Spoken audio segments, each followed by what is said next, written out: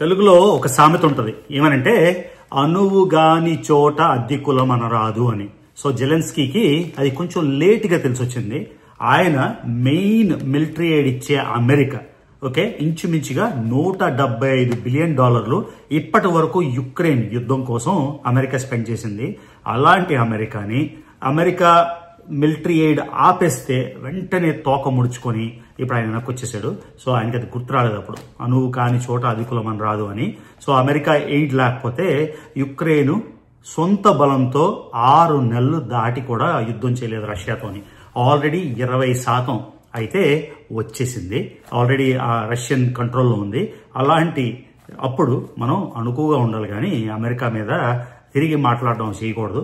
మొత్తానికి ఆయన అయితే రియలైజ్ అయ్యి తోక ముడుచుకొని వెనక్కి ట్రంప్కి లెటర్ రాశాడు. నిన్న మీకు వీడియో చేసినప్పుడు చెప్పాను కదా, house of representatives and senate అంటే యుఎస్ కాంగ్రెస్ కి ట్రంప్ ఇచ్చిన అడ్రస్ లోని క్లియర్ గా ఆయన ఏం చెప్పాడో ఇప్పుడు విందాం. Today I received an important letter from President Zelensky of Ukraine.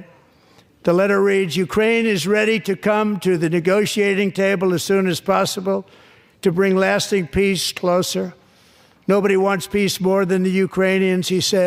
So విన్నారు కదా ట్రంప్ ఏం చెప్పాడంటే ఆయన వెళ్ళిపోయినప్పుడే ఆయన్ని తగిలేసినప్పుడే వైట్ హౌస్ నుంచి పీస్కి అయితే మేము రెడీగా ఉంటాం, జెలెన్స్కీ ఎప్పుడు పీస్కి రెడీగా ఉంటే ఆయన రావచ్చు అని. ఇక్కడ మీరు క్లియర్గా ఉన్నారు కదా. సో జెలెన్స్కీ లెటర్ రాసి మొత్తానికి మినరల్ డీల్ కూడా చేసేస్తాము అని చెప్పాడు.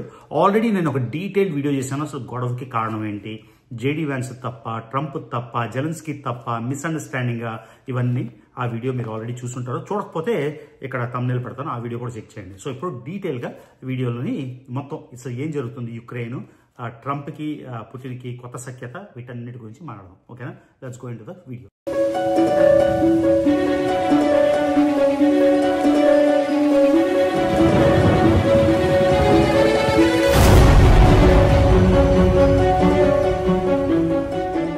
సో మొత్తానికి జెలెన్స్కీతోని స్పాట్ మీకు వైట్ హౌస్ లో అయింది గుర్తుంటుంది.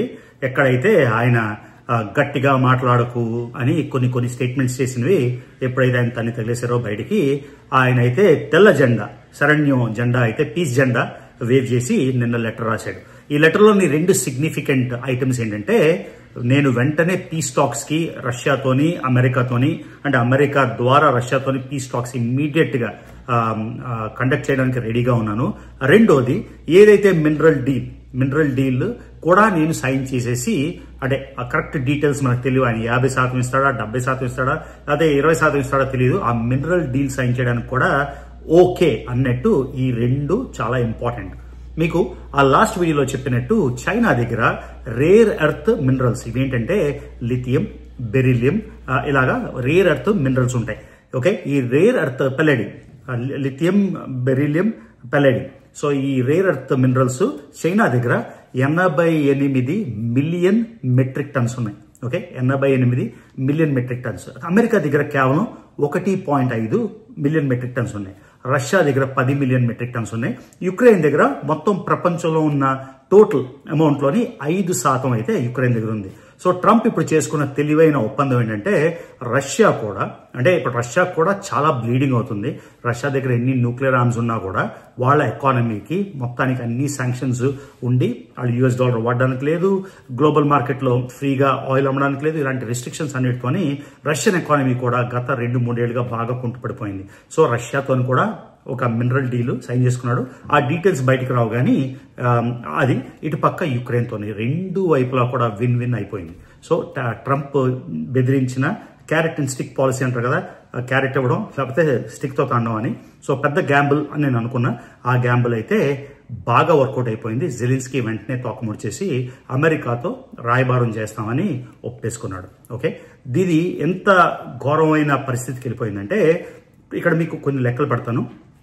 అమెరికా ఇంచుమించుగా అమెరికా లెక్కల బట్టి అంటే ఓన్లీ యుక్రెయిన్ మిలిటరీ ఎయిడే కాకుండా యుక్రెయిన్ కోసం అమెరికాలో జరిగిన అన్ని ఈవెంట్స్ కి కలిసి $175 బిలియన్ ఖర్చు పెట్టారు.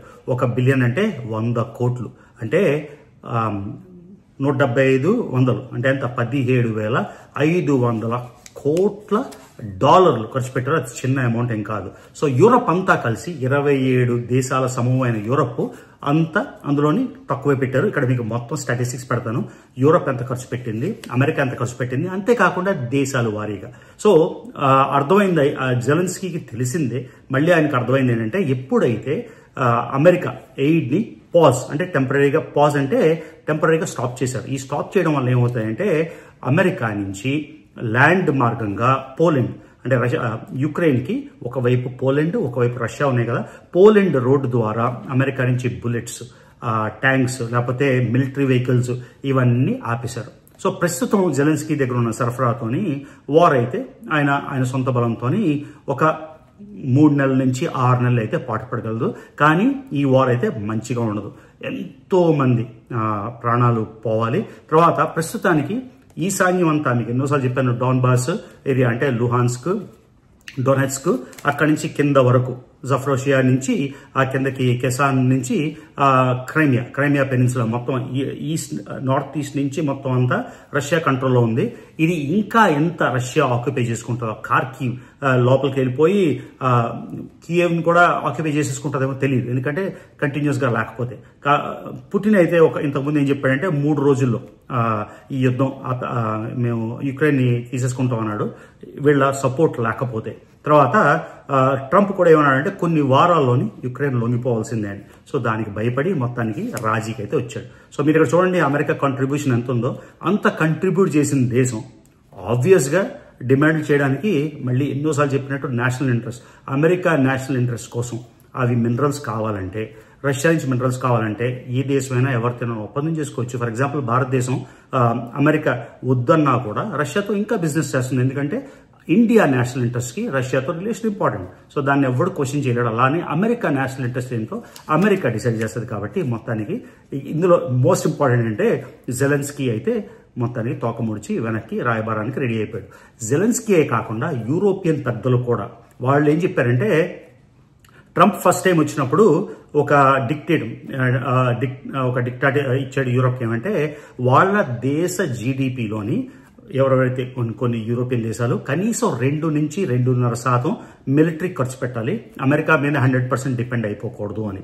అలానే వాళ్ళు కూడా వాళ్ళ బడ్జెట్లు 2 నుంచి 2.5% వరకు పెంచారు. ఇప్పుడు రెండోసారి వచ్చినప్పుడు ట్రంప్ ఏం చెప్తున్నాడంటే 5% మీ టోటల్ జీడిపిలోని 5% మీరు డిఫెన్స్ కి స్పెండ్ చేసి డిఫెన్స్ రెడీగా ఉండాలి అని ట్రంప్ చెప్పాడు. సో దానికి అనుగుణంగా అన్ని దేశాలు కలిసి 27 దేశాలు కలిసి యూరోపియన్ యూనియన్ దేశాలు ప్లస్ ఇంగ్లాండ్ కలిసి $841 బిలియన్ ఆర్మ్స్ మిలిటరీ ఎక్విప్మెంట్ లేదా మిలిటరీ మీద స్పెండ్ చేయడానికి వాళ్ళు రెడీ అవుతున్నారు. అంతేకాకుండా యూరోపియన్ యూనియన్ అంతా ప్రస్తుతానికి ఇమ్మీడియట్ గా అంటే రష్యా నుంచి ఇమ్మీడియట్ గా థ్రెట్ ఉండదు. రష్యా బాగా వీక్ అయిపోయిందంటే బలం లేక కాదు, ఆల్రెడీ 3 ఏళ్లు యుద్ధం చేసి ట్రంప్ చెప్పిన లెక్క బట్టి వారానికో నెలకో 2,000 మంది యుక్రెయిన్ అండ్ రష్యా కలిసి చచ్చిపోతున్నారు. నెంబర్ అయితే మంచిగా లేదు. టోటల్ మనీ స్పెండ్ ఇద్దరికి చాలా మ్యాసివ్ ఉంది. అందుకని పీస్ ఈజ్ అట్మోస్ట్ ఎసెన్షియల్. ఎవరిది తప్పు అని కోడిగుడ్డు కథ డిగ్ చేసుకుంటూ వెళ్ళిపోతే రష్యా తప్ప, యుక్రెయిన్ తప్ప అవన్నీ కాకుండా మోస్ట్ ఇంపార్టెంట్ సీజ్ ఫైర్ అయితే అయిపోవాలి, యుద్ధం అయితే ఆగిపోవాలి. యుద్ధం ఆగిపోయాక అంటే యుక్రెయిన్కి ఒక భయం ఏంటంటే రష్యా మళ్ళీ రీకూప్ అయ్యి మళ్ళీ వస్తుంది అని. కానీ అమెరికా ఆర్గ్యుమెంట్ ఏంటంటే మీరు మినరల్ ఎక్స్కవేషన్ చేస్తే అమెరికన్ కాంట్రాక్టర్లు, అమెరికన్ కంపెనీలు అక్కడ మినరల్స్ ఎక్స్కవేషన్లోని మొత్తం అక్కడ పనిచేసిందని మొత్తం అమెరికన్ కంపెనీలు అక్కడ ఉంటే రష్యా ఆబ్వియస్గా అటాక్ చేయదు, ఎందుకంటే అది అమెరికన్ ఇంట్రెస్ట్ కి ప్రాబ్లం కాబట్టి. లేదంటే అమెరికన్స్ మధ్యలోని చనిపోవచ్చు, క్యాప్టివ్ అయిపోవచ్చు అని. సో జెలెన్స్కీ ఇంకా ఏమంటాడంటే నాకు సెక్యూరిటీ గ్యారంటీ కావాలని. అమెరికా ఎటువంటి సెక్యూరిటీ గ్యారంటీ ఇవ్వడానికి ఒప్పుకోలేదు. కానీ ఆయనే ఇప్పుడు వెనక్కి వస్తున్నాడు కాబట్టి అమెరికా కండిషన్స్ ఏవంటే అవి సస్య మీద ఆయన సైన్ చేయడానికి అయితే రెడీ అయిపోయాడు. ఓకే, సో ఫస్ట్ ఇది మోస్ట్ ఇంపార్టెంట్. యూరోప్కి, అమెరికాకి, తర్వాత కెనడాకి ఈ నిన్న టారిఫ్ గురించి మనం మాట్లాడడం డీటెయిల్గా. ఆ వీడియో మీరు మిస్ అయ్యింటే ఇక్కడ మళ్ళీ థంబ్నెయిల్ పెడతాను, నా వీడియోస్లోకి వెళ్ళి మర్చిపోకుండా ఆ వీడియో కూడా చూడండి. నిన్న చెప్పాక ఇవాళ మార్నింగ్ స్టాక్ మార్కెట్లోనే ఒక 10% అంటే అట్లీస్ట్ నా పోర్ట్ఫోలియో, అందరి గురించి నేను మాట్లాడాను కదా, నిన్న నా పోర్ట్ఫోలియో ఎంత ఉందో దానికి 10% ఇవాళ కరెక్షన్ అయిపోయింది. నాకు తెలుసు ఇంకో 2 వారాలు మాక్సిమం 1 month లో అంతా నార్మల్ అయిపోతుంది. ఎన్నిసార్లు ఇది చూడలేదు. ఓకే, ఆ వీడియో టారిఫ్స్ గురించి మాట్లాడాం కాబట్టి కెనడా కూడా చైనా కూడా WTO అంటే వరల్డ్ ట్రేడ్ ఆర్గనైజేషన్కి మొరపెట్టుకున్నాయి. ఏమనంటే ఇలా టారిఫ్స్ అని. అమెరికా ఏ ఆర్గనైజేషన్ మాటను వింటదా? వాళ్ళు ఎవరో WTO ద్వారా పెట్టుకునే బదులు డైరెక్ట్గా అమెరికాతోనే చర్చలకు వచ్చేసి ఇద్దరు అంటే ఒకవైపు యూనిలాటరల్గా కాకుండా ఇద్దరికి ఏదైతే పర్ఫెక్ట్గా సెట్ అవుతుందో ఈ టారిఫ్లు రిజాల్వ్ చేసుకుంటే అతి ఉత్తమం. సో అసలు గొడవ స్టార్ట్ అయింది జెలెన్స్కీ ఈ స్టేట్మెంట్ తోని. ఏం డిప్లొమసీ గురించి మీరు మాట్లాడుతున్నారు, ఏం డిప్లొమసీ లేదు అని. సో డిప్లొమసీ లేదు అని ఏ అగ్రిమెంట్ సైన్ చేయకుండా వెళ్ళిపోయిన ఆయన మళ్ళీ అదే డిప్లొమసీ కోసం వితిన్ వారం రోజుల్లోని యూటర్న్ తీసుకొని వెనక్కి వస్తున్నాడు. ఇదిగోండి ఈ స్టేట్మెంట్ వినండి, ఆయన కరెక్ట్ గా ఏం చెప్పాడో Zelensky. Gas contract. Yes, but after that, he broken this ceasefire. He killed our people and he didn't exchange prisoners. We signed the exchange of prisoners, but he didn't do it. What kind of diplomacy, JD, you are speaking about? What do you mean? Zelensky అయితే formal గా sorry చెప్పకపోయినా ఆయన జరిగింది regrettable అని ఒక statement అయితే ఇచ్చాడు. ఇది యుక్రేనియన్ భాషలో ఇచ్చాడు. దానికి ఇంగ్లీష్ ట్రాన్స్లేషన్ తోని ఇక్కడ జస్ట్ ఒక క్లిప్ అయితే పడతాను. సో బేసిక్ గా ఆయన అయితే రిగ్రెటబుల్ కి కరెక్ట్ వర్డ్ నాకు తెలుగులో రావట్లేదు, కామెంట్ లోని తెలపండి ఏంటో అది. What happened at the White House instead of our planned negotiations is regrettable. But we must find the strength to move forward, respect one another, as we have always respected America, Europe, and all our partners, and work together to bring peace closer. I am grateful to everyone who supports Ukraine in this. So Ukraine కోరుకుంటున్నది 2 స్టేజ్ల peace plan. మొదటి stage లో ఏంటంటే యుద్ధం immediate గా cease fire అంటే యుద్ధ విరమణ కాదు కానీ యుద్ధం ఆపడం. యుద్ధం ఆపేసి ప్రిజనర్స్ ఆఫ్ వార్ ఉంటారు కదా, అంటే యుక్రెయిన్ బందీలు రష్యాలో, రష్యన్ బందీలు యుక్రెయిన్ లో, వీళ్ళు ఎక్స్చేంజ్ చేసుకోవడం. ఇది మొదటి స్టేజ్. 2వ స్టేజ్ లోని అసలైన పీస్ డీల్. ఓకే, సో ఇప్పుడు జెలెన్స్కీ ఎప్పుడైతే యూటర్న్ చేశాడో అప్పటి నుంచి ట్రంప్ ని విపరీతంగా పొగిడేస్తున్నాడు. సో అది గుడ్ న్యూస్, అట్లీస్ట్ పీస్ డీల్కి వస్తున్నారు. బ్యాడ్ న్యూస్ ఏంటంటే ఏ పొజిషన్ మారలేదు. ఓకే, మామూలుగానే లొంగని అమెరికా ఇప్పుడు వెనక్కి వస్తే అస్సలు లొంగదు. సో ఇంకా యుక్రెయిన్ సెక్యూరిటీ గ్యారంటీస్ అయితే అడుగుతున్నారు, కానీ ట్రంప్ ఎటువంటి సెక్యూరిటీ గ్యారంటీస్ కూడా ఇవ్వదలుచుకోలేదు.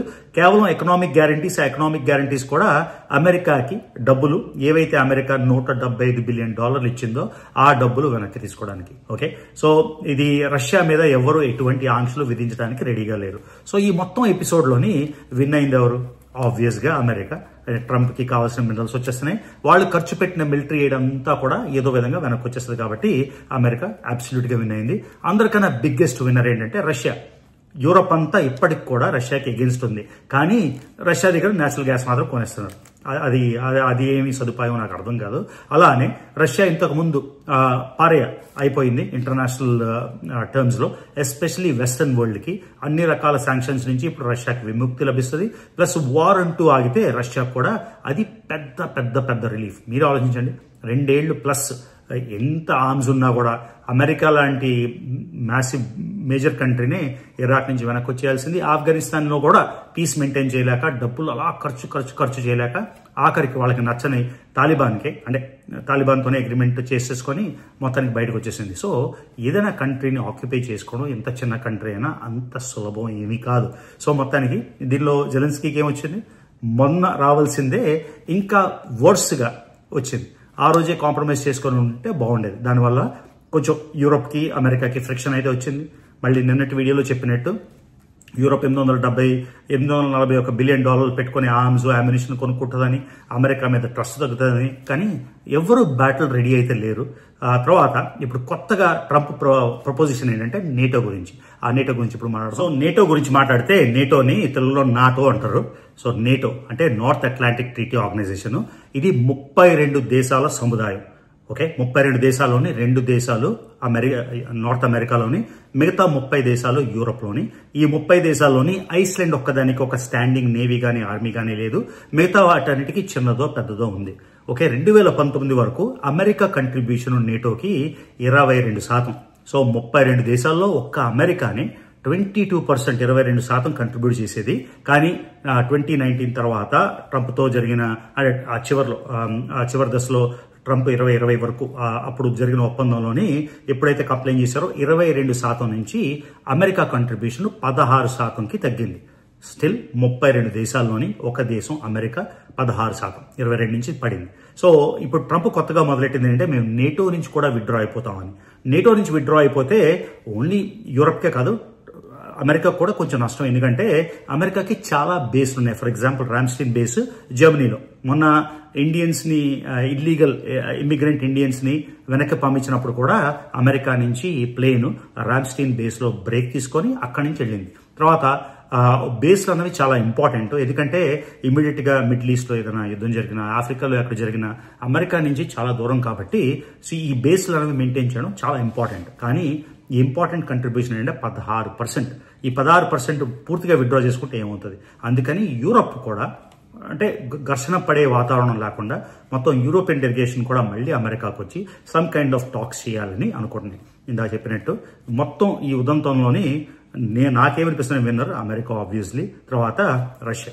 ఓకే, ఇదైపోయాక రష్యా అయితే ఎప్పుడైతే ట్రంప్ మిలిటరీ ఎయిడ్ పాజ్ పెట్టాడో రష్యా మాత్రం రిలెంట్లెస్ గా ఆపకుండా వార్ ని ఇంకా ఇంకా ఇంకా పెంచుతుంది అన్నమాట. ఆఖరికి మోస్ట్ ఇంపార్టెంట్ సిటీ కియేవ్ ఏమో రాజధాని, రెండో ఇంపార్టెంట్ సిటీ యుక్రెయిన్ లో ఒడెస్సా.